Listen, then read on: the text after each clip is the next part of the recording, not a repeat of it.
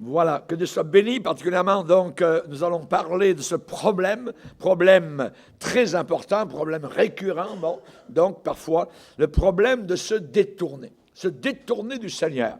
Et on va voir cela maintenant dans Jérémie, on va lire un verset, dans Jérémie chapitre 3, et nous allons lire le verset 14 et 15. Jérémie chapitre 3, verset 14 et le verset 15.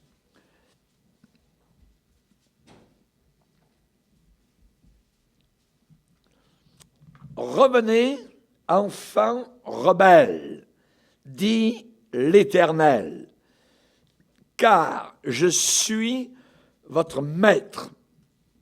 Je vous prendrai un d'une ville, deux d'une famille, et je vous ramènerai dans Sion. Je vous donnerai des bergers selon mon cœur, et ils vous paîtront avec intelligence et avec sagesse. Verset 22.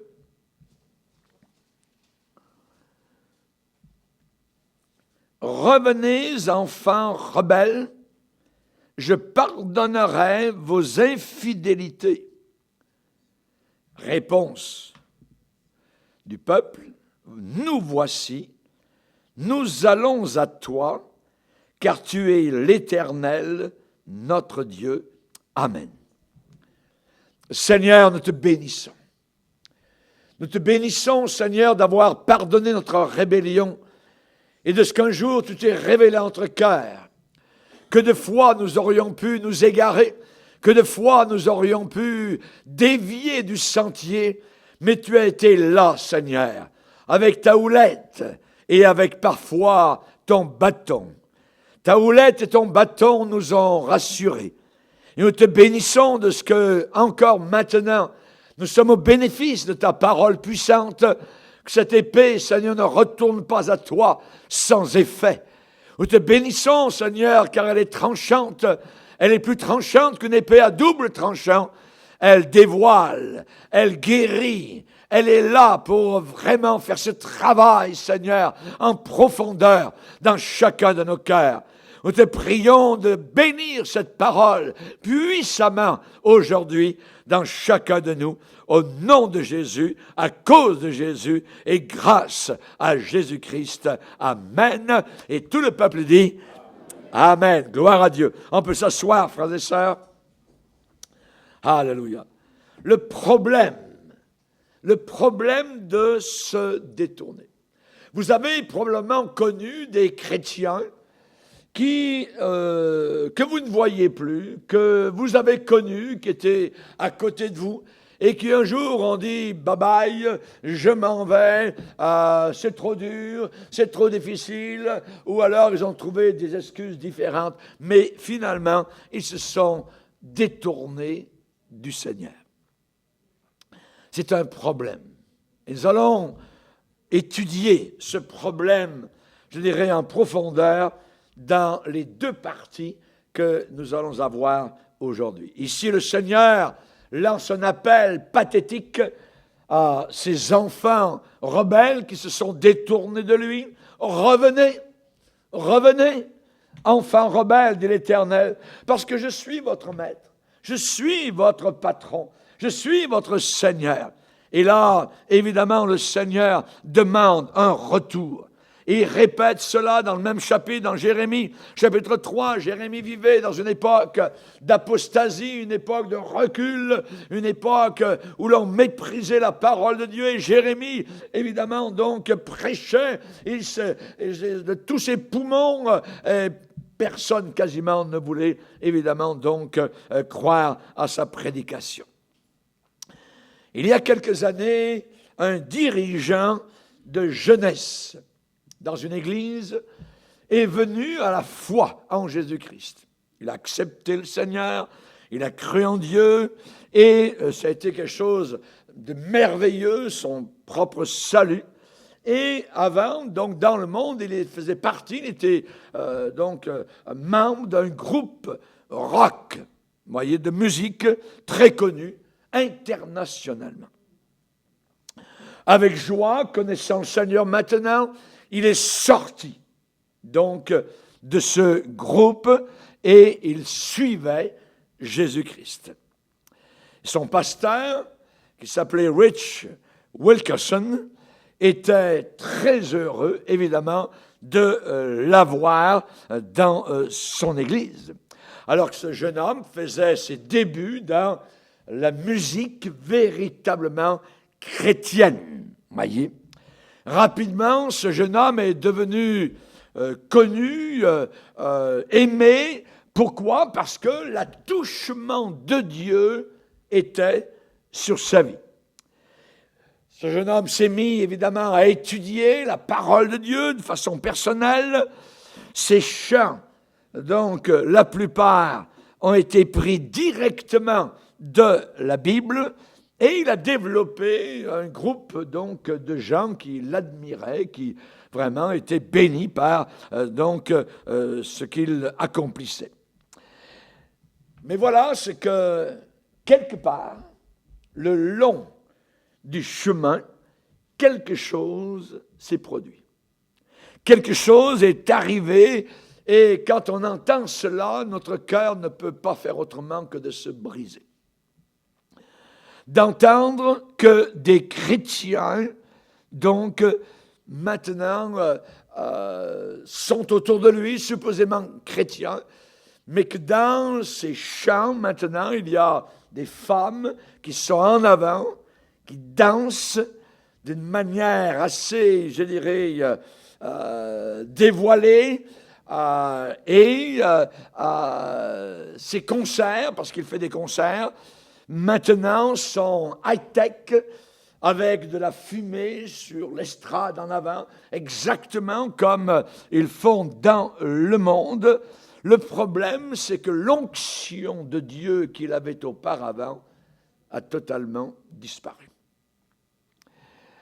Maintenant, ce même jeune homme semble glorifier la sensualité, la bassesse et l'obscénité.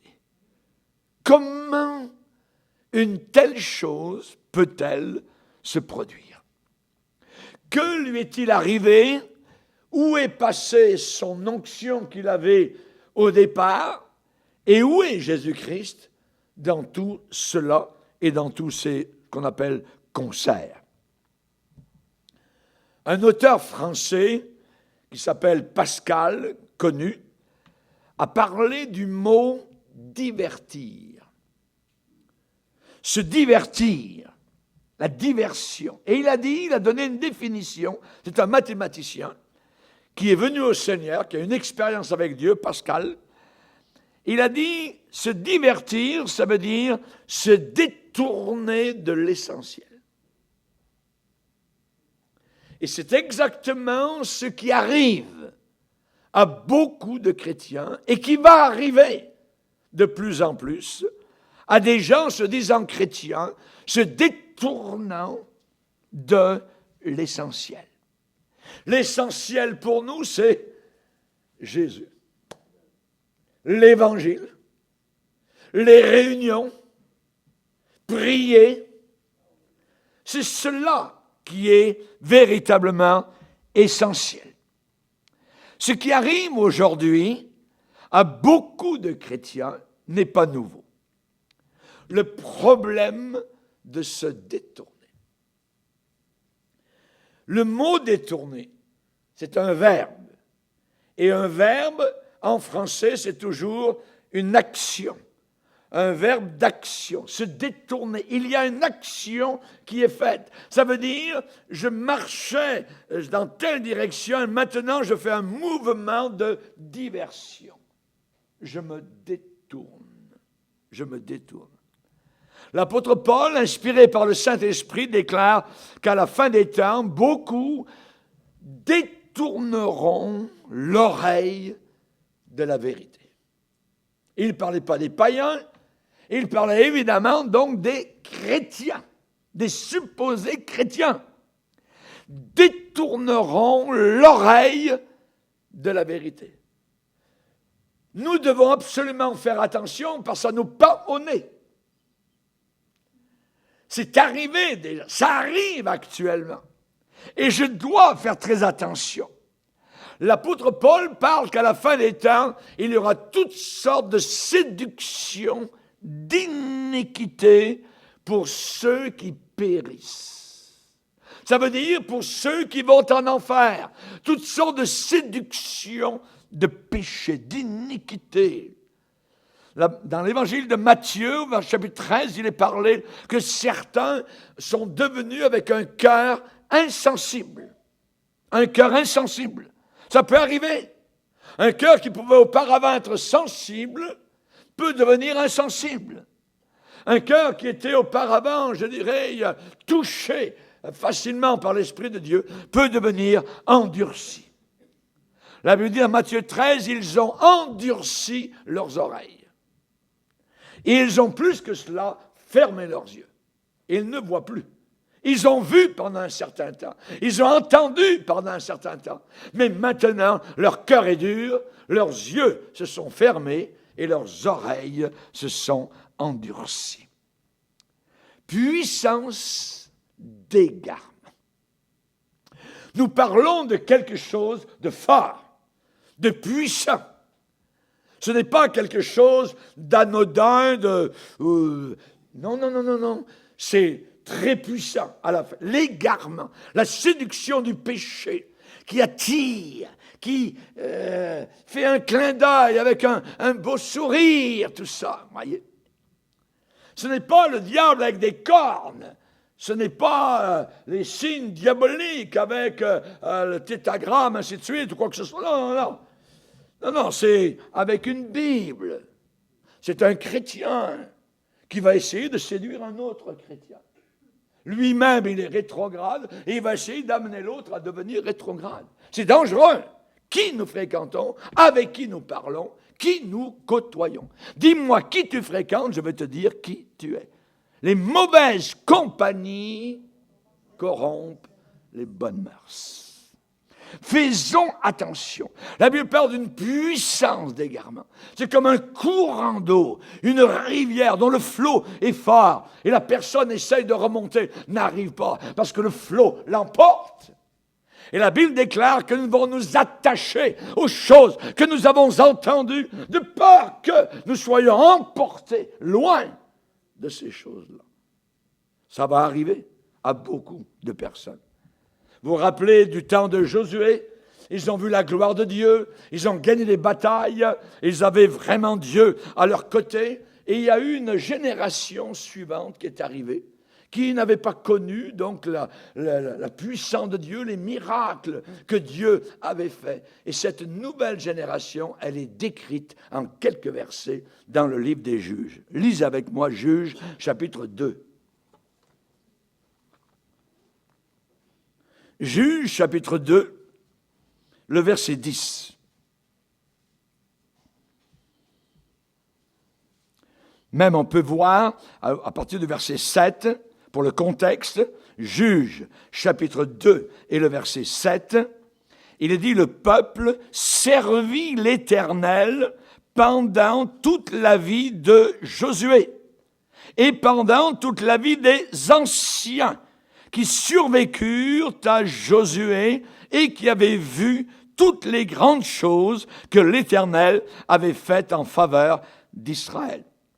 Mais ensuite, Josué est mort, il avait 110 ans, on l'a enterré, et ensuite il est dit au verset 10, « Toute cette génération fut recueillie auprès de ses pères, et il s'éleva après elle une autre génération qui ne connaissait pas l'Éternel, ni ce qu'il avait fait en faveur d'Israël. Les enfants d'Israël firent alors ce qui déplaît à l'Éternel, et ils servirent les Baals, les démons, Satan. Ils abandonnèrent l'Éternel, le Dieu de leur père, qui les avait fait sortir du pays d'Égypte. Et ils allèrent après d'autres dieux, d'entre les dieux des peuples qui les entouraient. Ils se prosternèrent devant eux et ils irritèrent l'Éternel. Ça veut dire, ils mirent l'Éternel en colère. ils irritèrent l'Éternel, ils abandonnèrent l'Éternel et ils servirent Baal et les Astartés. Verset 14, la colère de l'Éternel s'enflamma contre Israël, il les livra entre les mains des pillards qui les pillèrent. Il les vendit entre les mains de leurs ennemis d'alentour et ils ne purent plus résister à leurs ennemis. Plus de résistance, plus de force. Voyez, ils sont vaincus. Une autre génération qui est arrivée. On sait particulièrement que la parole de Dieu nous invite à être bouillants, à rester fidèles à la parole de Dieu, loyal à l'Église, aux Saintes Écritures. Et il y a une Église qui avait commencé dans le feu, qui s'appelait Éphèse. Et environ 30 ans plus tard, le Seigneur revient vers cette Église et leur dit, c'est bien, toi tu as la bonne doctrine, oui c'est pas mal, tu as combattu certains faux prophètes, mais ce que j'ai contre toi, c'est que tu as abandonné ton premier amour. Tu as laissé tomber, et le verbe abandonner ici, c'est abandonner toujours volontairement. Le premier amour. Rappelle-toi ce premier amour, amen, en Jésus-Christ, quand tu étais en direction de l'enfer et que le Seigneur est venu t'arracher, amen, t'extirper littéralement des flammes, tu as été sauvé, la vie était merveilleuse, les nuages n'avaient jamais été aussi blancs, le soleil n'avait jamais brillé autant et la lune n'avait jamais autant blanchi les champs autour de toi. Mais tout était merveilleux. Où est passé ce premier amour? On peut l'abandonner. C'est une histoire personnelle. C'est pas les autres, ceci, là, ça est arrivé. Non. C'est tout personnel. Nous sommes pleinement responsables et nous devons garder, évidemment, ce premier amour. Et Dieu vient vers cette Église et lui demande de se repentir. Pourquoi? On se repent toujours d'un péché. Abandonner son premier amour est un péché. Et il faut évidemment le garder. La parole de Dieu nous dit, c'est l'apôtre Pierre qui déclare cela en disant que l'on peut être dans le droit chemin, on peut être sur les rails, mais le train peut dérailler. Et nous avons besoin de rester sur les rails tout le temps, jusque vers la ville céleste, pour ne pas aller ni à droite ni à gauche. Et l'apôtre Pierre parle de cas, évidemment, donc, qui arrivent en disant, en effet, si après s'être retiré des saletés du monde, la pourriture, la saleté du monde, à cause de la connaissance du Seigneur et Sauveur, quand on connaît Jésus, quand on apprend à connaître le Seigneur, on se retire, évidemment, de cette saleté, cette pourriture, voyez, et s'il s'y engage de nouveau, ça veut dire s'il retourne vers ce monde, s'ils s'y engagent de nouveau, évidemment sont vaincus. Vaincus. On ne peut pas être vainqueur si on retourne vers la pourriture et la saleté que nous avons vomi auparavant. Voyez? Ils sont vaincus. Leur dernière condition, l'état, je dirais, actuel, leur dernière condition est pire que la première. Ça veut dire que c'est pire parce que maintenant, ils ont connu le Seigneur, ils ont été bénis par le Seigneur, et ils retournent, ils délaissent totalement, ils mettent de côté donc ce que le Seigneur leur a accordé, ils retournent vers la saleté, la pourriture. Leur condition est pire que la première. Si auparavant, j'ai dit souvent, ils buvaient une caisse de bière, maintenant ils vont en boire 5. Vous voyez, c'est pire, voyez. Et nous avons besoin évidemment de le savoir. Et ça dit que leur condition est pire que la première. Mieux valait pour eux n'avoir pas connu la voie de la justice que de se détourner. On arrive à ce mot. Se détourner. Voyez, après l'avoir connu du saint commandement qui leur avait été donné. Alors, il y a un exemple que le Saint-Esprit emploie pour nous faire bien comprendre la chose. Il leur est arrivé ce que dit un proverbe vrai. Le chien est retourné à ce qu'il avait vomi. Le chien vomit, déjà c'est pas beau, mais là, on retourne à ce vomi. Abominable. J'ai envie de vomir. Et la truie, le cochon, lavé, s'est vautré dans le bourbier. Il est retourné à son bourbier. Évidemment, nous avons là un exemple. Voyez, il y a des mères, des mamans, au sujet de leurs enfants qui sont venus me voir. Pasteur, qu'est-ce qui se passe? Nous les avons élevés dans l'église, dans la parole de Dieu. Ils sont allés à l'école du dimanche. À une certaine époque, quand ils étaient petits, ils aimaient Dieu de tout leur cœur. Et maintenant, ils ont tourné le dos complètement au Seigneur. Ils n'arrivent même plus à les faire aller à l'église. Qu'est-ce qui arrive? Eh bien, l'apôtre Paul a parlé de ce problème. C'est un problème de se détourner. L'apôtre Paul va dire aux Galates qui avaient envie de retourner aussi aux œuvres, à la religion, alors qu'ils avaient été justifiés par le sang de Jésus. Eh bien, Paul va leur dire, mais comment retournez-vous? Vous retournez à ces faibles et pauvres rudiments. Ça veut dire des principes faibles, des principes misérables auxquels, de nouveau, vous voulez vous soumettre, vous voulez vous asservir. Il y a des gens qui, lorsqu'ils ont été sauvés, ils ont compris que la religion, c'est zéro, tout ça. Et ensuite, au bout d'un certain temps, ils retournent à la religion, ils retournent au cierge, à la messe, ils retournent au pèlerinage, ainsi de suite. Voyons là, comment, va dire Paul, retournez-vous? Vous quittez Christ si vous voulez retourner à la religion. Vous quittez le Seigneur Jésus-Christ. Mieux valait pour eux ne pas avoir connu la vérité que de se détourner. Que de se détourner. Collez-vous à la vérité.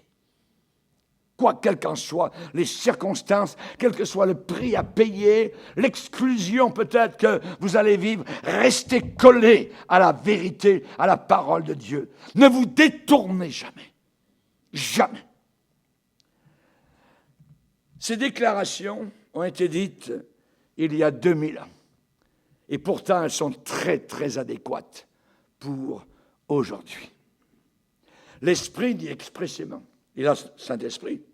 Donc Dieu le Saint-Esprit, parle, il dit expressément.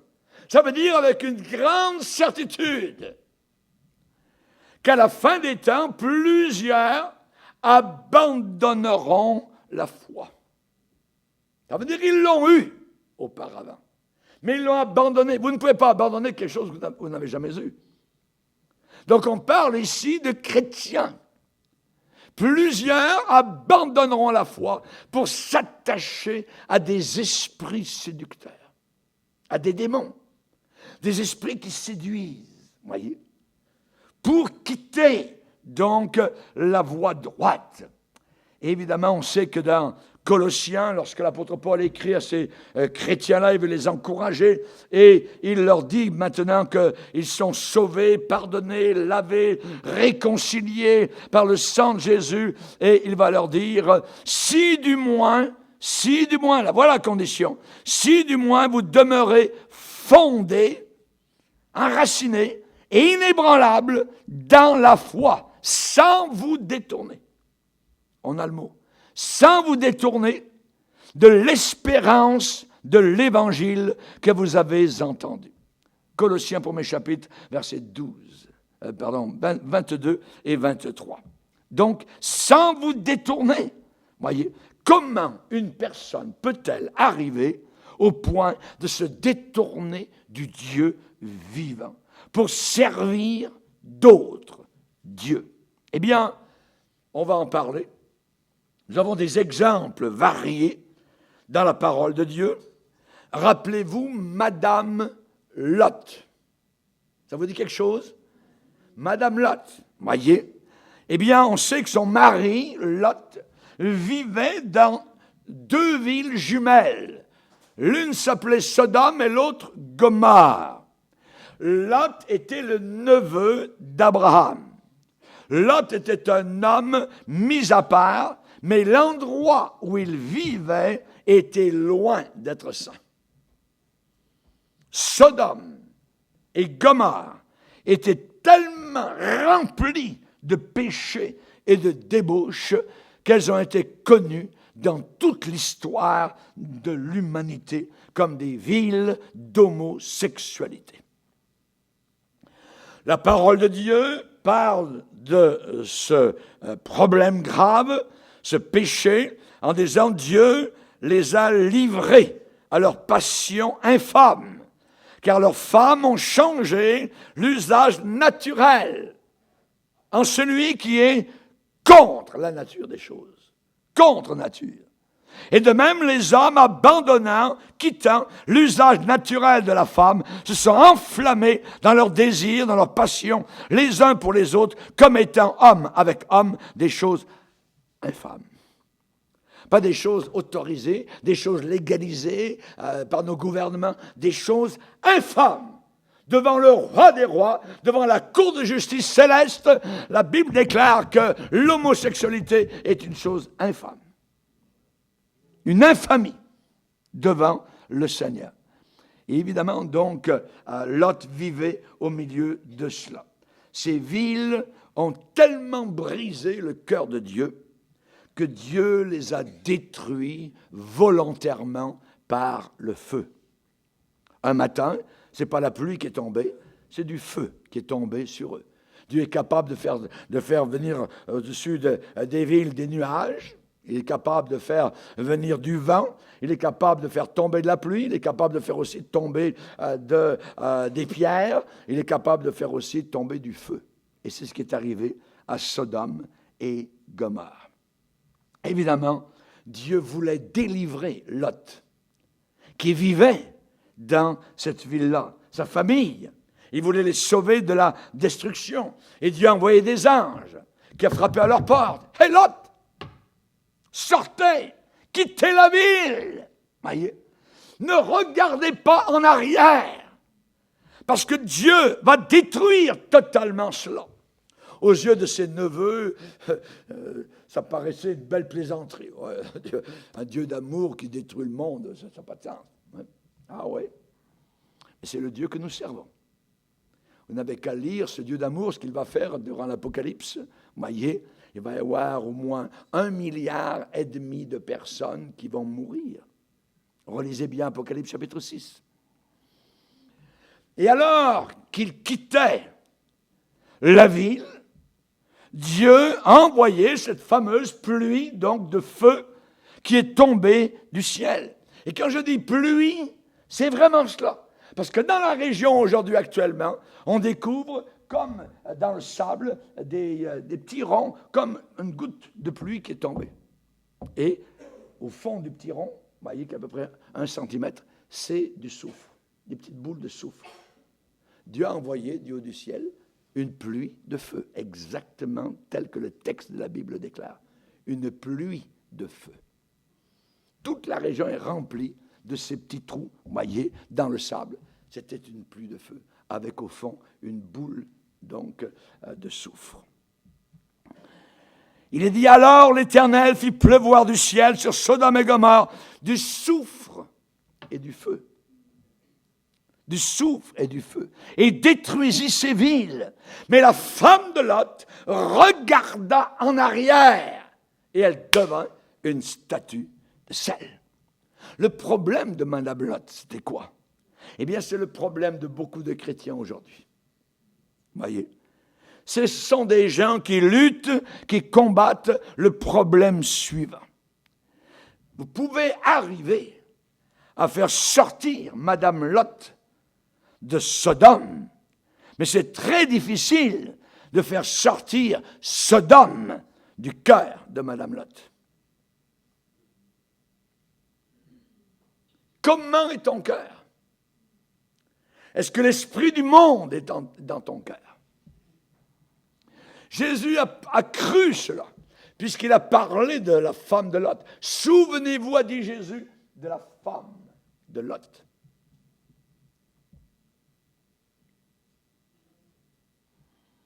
Quiconque met les mains à la charrue et regarde en arrière n'est pas digne pour le royaume de Dieu.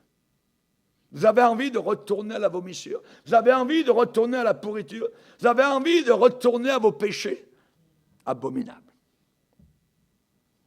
Un autre exemple, c'est le roi Saül.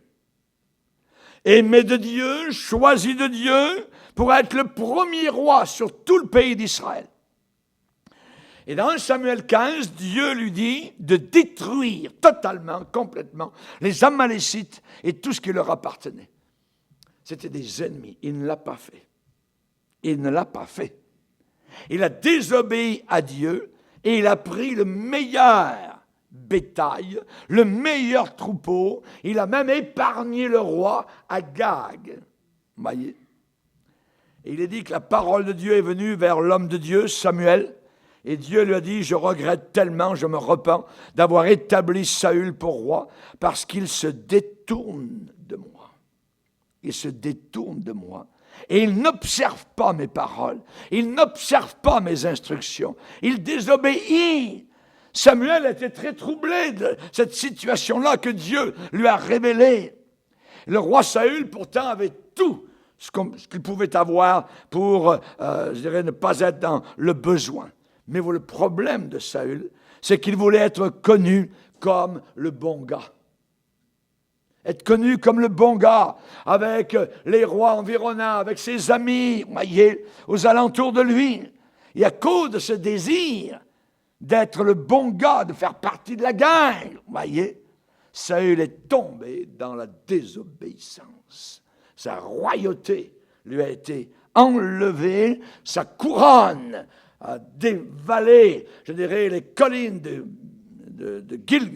Gilboa, où il est décédé parce qu'il s'était suicidé. Il a pris son épée et il s'est tué lui-même. Maintenant, on va se dire, quelle est la raison de sa mort? La Bible parle de la raison de sa mort, du roi Saül. Dans 1 Chronique, chapitre 10, verset 13, dans 1 Chronique, chapitre 10, chapitre 10, verset 13, 1 Chronique 10, verset 13, il est dit, Saül mourut parce que, voilà la raison, parce que, il y a des morts qui sont normales, il y a des morts qui sont, bon, c'est le temps est fini, ainsi de suite, donc, mais ici, il y a des morts qui ne sont pas normales.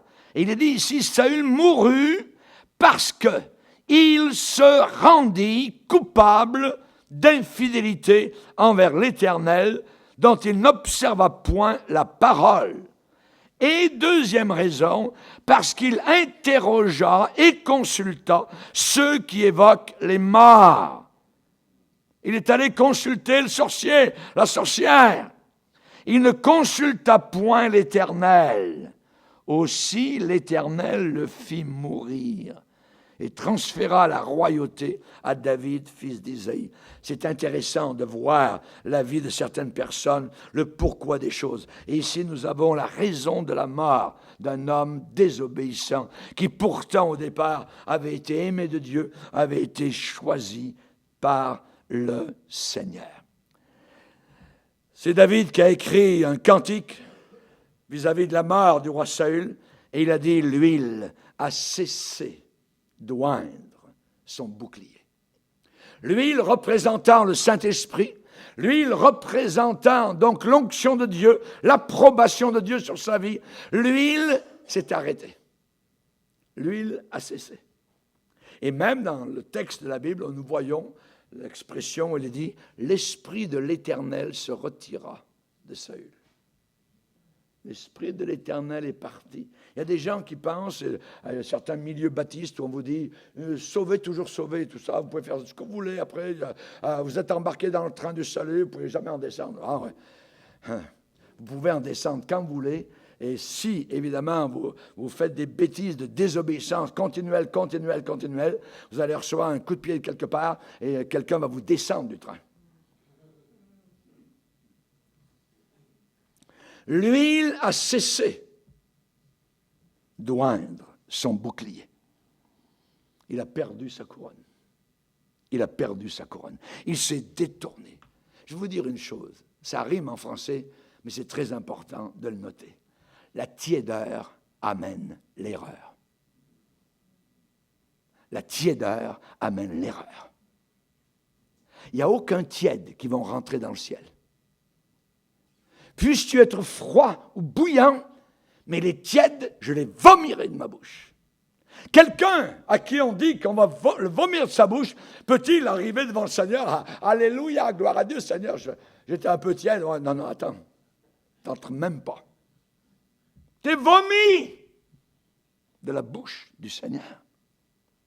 C'est bien ma Bible qui dit cela. Vous savez, l'érosion spirituelle, ça n'arrive pas d'un coup. Ça n'arrive pas juste du jour au lendemain.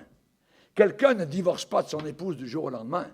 Il y pense, il travaille ça. Voyez, il réfléchit, la nuit il est réveillé. Ah là, et puis un beau jour, il se retrouve donc tout seul. L'érosion spirituelle, c'est la même chose. Ça se passe du goutte à goutte. Touc, touc, touc, touc. Le goutte à goutte, ça peut fendre un mur en ciment. Et l'érosion spirituelle du goutte à goutte, ça peut emmener quelqu'un très loin du Seigneur.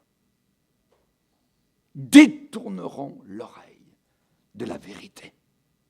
C'est la vérité qui nous a libérés, c'est la vérité qui nous maintient dans le Seigneur, et c'est la vérité qui nous fera entrer dans le ciel. Je dois vivre et mourir pour la vérité. Regardez Israël dans le désert, un autre exemple.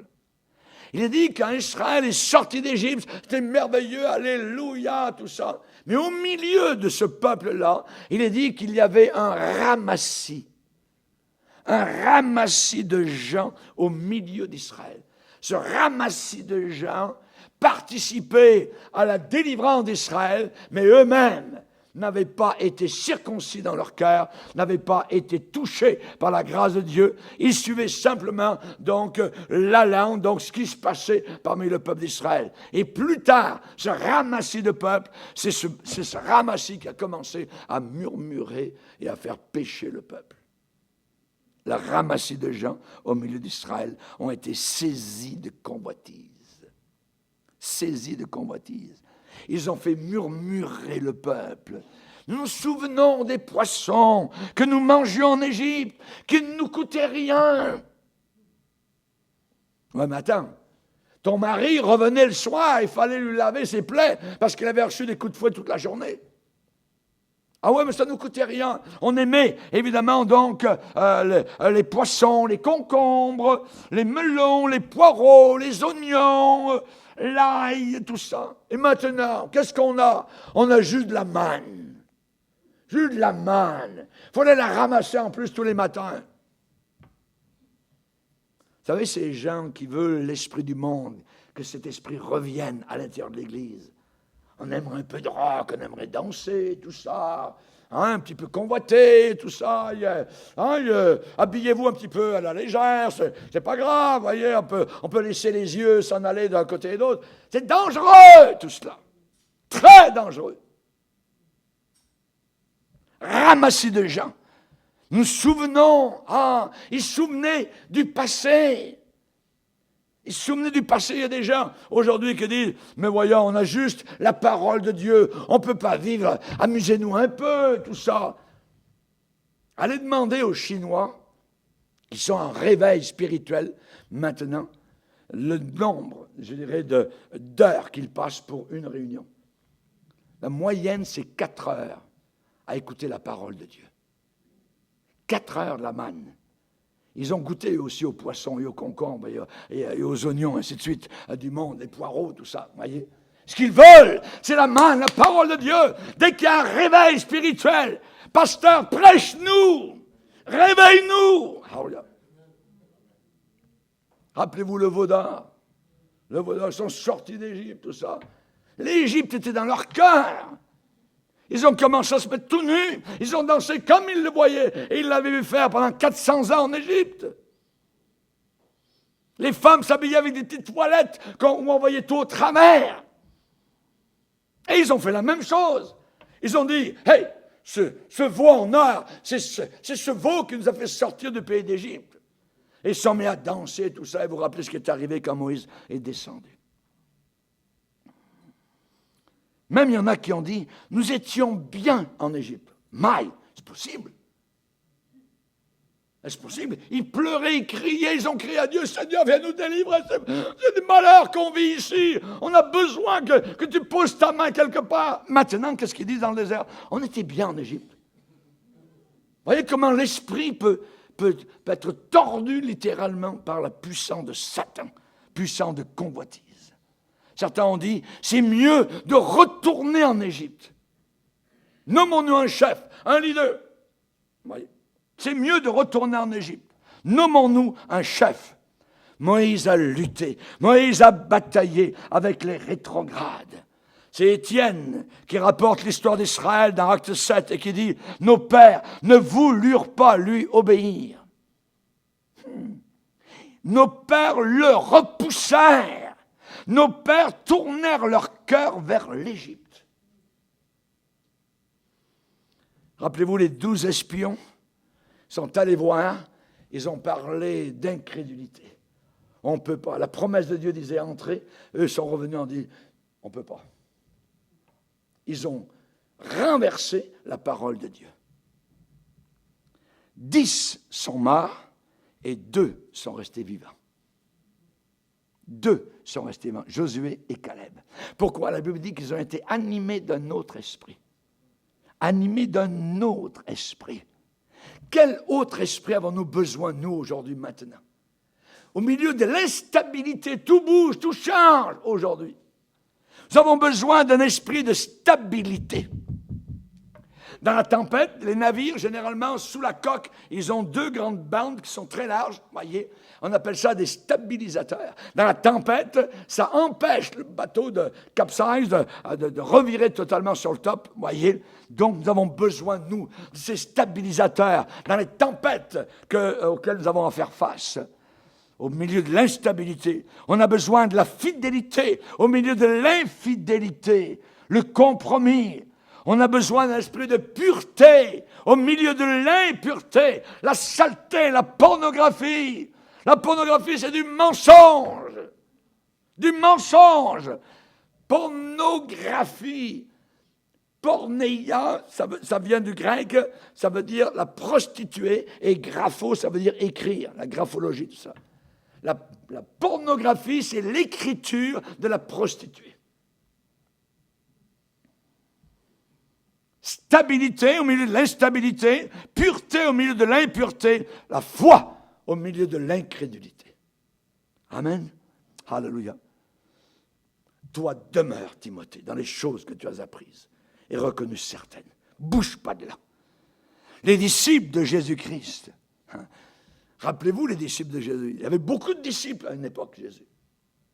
Il un jour a fait une prédication assez, je dirais, forte. Il y a beaucoup qui sont retournés. Oh, non, on ne peut pas. Il parle de manger sa chair, de boire son sang. Ils ne comprenaient rien du tout. Évidemment, la parole de Dieu est spirituelle. Donc, ils n'ont rien compris et ils n'allaient plus avec Jésus. Jésus a fait face, donc, à ces luttes-là. Beaucoup de ses disciples sont détournés de lui. Il est dit plusieurs, dans Jean 6, verset 65, plusieurs de ses disciples se retirèrent et n'allaient plus avec lui. Et n'allaient plus avec lui. Vous voyez? Évidemment, donc, ceux dont on se souvient le plus, c'est de leur voie rétrograde. Judas Iscariote qui a passé au camp de l'ennemi. On se rappelle d'Ananias et Saphira qui sont morts à l'intérieur de l'Église. Ils ont voulu paraître, vous voyez, quelque chose qu'ils n'étaient pas. Ils sont morts à 3 heures de différence l'un de l'autre. Démas a été un prédicateur de l'Évangile authentique à côté de l'apôtre Paul pendant un certain temps. Et ensuite, donc, il est retourné vers le monde, vers les lumières de Thessalonique. C'est pourquoi nous devons d'autant plus nous attacher, voyez, solidement, voyez, aux choses que nous avons entendues, de peur qu'on soit emporté. Les courants vont devenir de plus en plus forts. Et vous avez besoin, donc, d'être attaché. Lorsqu'on gravit les Alpes, par exemple, les alpinistes qui montent en cordée, ils s'attachent les uns aux autres. Et s'il y en a un pendant la montée de la façade, la muraille, la montagne, s'il y en a un qui tombe dans le vide, hop, il est retenu parce que le chef de cordée avait planté, évidemment, donc, son chose dans le roc. Est-ce que nous sommes attachés au chef de cordée? à Jésus-Christ. Amen. Pourquoi les gens se détournent-ils? Écoutez, même Dieu qui pose la même question. Jérémie 8, verset 5. Pourquoi donc ce peuple s'abandonne-t-il à de perpétuels égarements? Pourquoi donc ce peuple persiste-t-il dans la tromperie et refuse-t-il de revenir? Revenez, enfants rebelles, car je suis votre maître. Je vous donnerai des bergers selon mon cœur. Alors évidemment, on a besoin d'écouter ce que le Seigneur dit. Et alors que Dieu fait cette triste déclaration, il va dire dans Osée chapitre 11, verset 7, « Mon peuple est enclin. » Il a cette tendance à s'éloigner de moi. Mon peuple est enclin à s'éloigner de moi. Vous vous rappelez le fils prodigue? On connaît tous l'histoire du fils prodigue. C'est-à-dire qu'il est parti, il a quitté la maison du Père. Il est parti vers quoi? Vers qui? Il est parti vers un pays éloigné. Un pays éloigné. Éloigné de quoi? Éloigné, évidemment, de la maison du Père. Il est parti pour un pays éloigné. Et qu'est-ce qu'il a fait? La Bible dit, il dissipa son bien. Son bien a tout disparu. Il n'avait plus rien. Quand il s'est retrouvé à l'écuelle des porcs, dans la porcherie, il a dissipé son bien. Après avoir vécu, après avoir expérimenté la gloire de Dieu, la paix de Dieu, après avoir vécu dans la satisfaction de cœur, connaître véritablement le Dieu vivant, après avoir été joyeux, après avoir été exalté, la question est vraiment justifiée. Pourquoi? Pourquoi les gens se détournent-ils de la connaissance de Dieu? C'est ce que nous allons voir ce soir. Il y a 3 réponses. Amen. Seigneur, nous te bénissons. Seigneur, nous sommes devant toi. Tu es le grand sauveur. Tu nous as avertis, Seigneur. Tu veilles sur nous. Tu avais dit qu'il viendrait à la fin des temps tels que nous les voyons. Et nous les voyons. Mais tu as dit aussi, Seigneur, qu'à la fin des temps, il y aurait beaucoup de chrétiens qui se détourneraient de toi. Et nous le voyons. Aide-nous à ne pas faire partie de cela, Seigneur, car le danger est terrible. Le chemin est véritablement étroit, resserré. Seigneur, alors que le chemin pour l'enfer est tellement large, une autoroute. Oh mon Sauveur, beaucoup, les païens et des chrétiens rétrogrades sont sur ce chemin-là.